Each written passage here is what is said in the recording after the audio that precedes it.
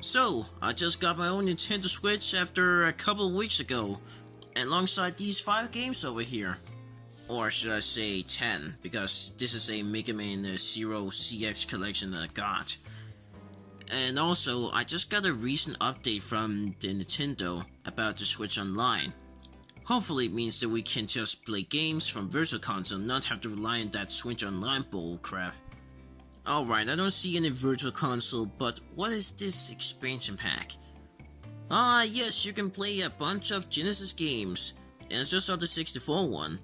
There are so many ways to just play the Genesis and Mega Drive games that this doesn't sound really appealing.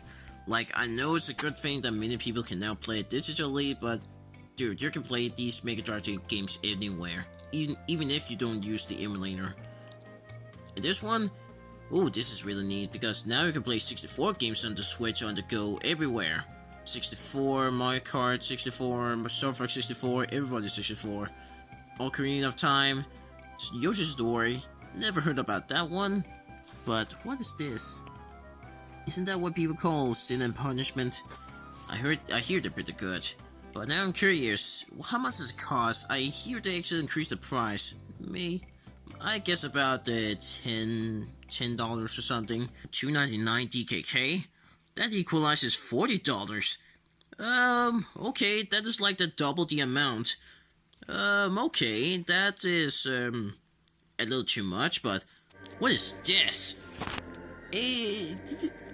590 DKK, that equalizes $80. So basically they just want to grab all your money in any way possible. And I know this is the 12 months, but come on dude, this is 2 months for just a bunch of retro games that you are storing for us. Who wants to pay that much for some 64 and Genesis games that you can easily emulate on your computer? Dude, Nintendo, we're not, even though we're your fans, that doesn't mean we're just as rich as you guys are. Richest company in Japan. And at the same time, this is just a bit tragic because that means they're just going to continue with the whole trend of Nintendo Switch Online because they know they're going to pay for all this in the future. While the Nintendo Wii U that I still have, it has much better deal than this because you can play all these games, but you can pay them individually. You don't have to rely on the Switch Online in order to play them. You can just buy all the games that you want to play, and not all the games that you want to play and don't want to boot up at all. And yeah, you have them right here, with or without the online. Like seriously, their deals are so bad. It almost pains me to see it. Even though I'm not the biggest fan in Nintendo, I'm just a newcomer. This is just too much, dude. Like, I have 64, and I Paper Mario, they didn't even add that yet. And then some GBA games that they never introduced yet. I have Metroid Zero Mission and Fusion, and I have the better version of Super Mario 3, because it has a better saving system or something like that. And I remember people saying that Mario RPG wasn't even included, so they're going to wait another year for that one. And that's the same thing with Majora's Mask that the people have to wait for.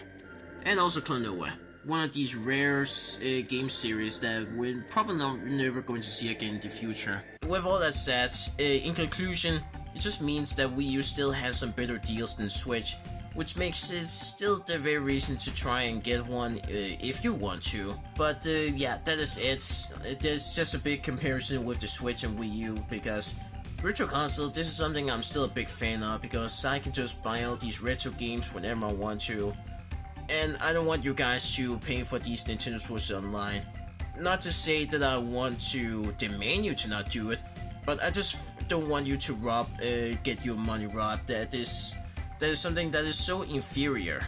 So yes, with all that said, goodbye guys. I hope that helps you to ease your mind about what is bad or not bad. So see you guys later, and have a good day.